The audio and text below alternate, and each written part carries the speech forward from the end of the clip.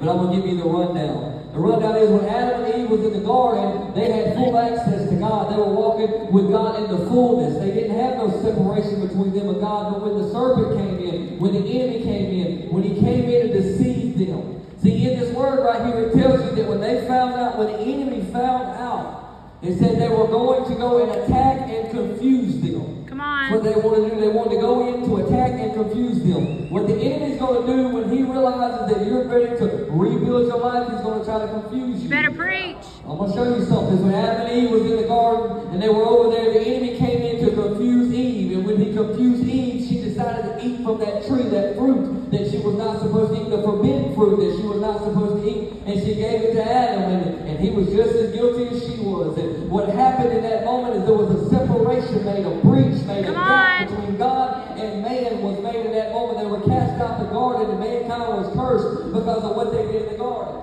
So now there's a gap between God and man. And all these years go by. All this time goes by. Then there's a gap between God and man. And it doesn't matter. The law of Moses couldn't restore the gap. And whatever how good they could walk couldn't restore the gap. How holy they could try to be couldn't restore the gap. Man could not restore the gap. He couldn't repair the breach between God and man. He couldn't do it.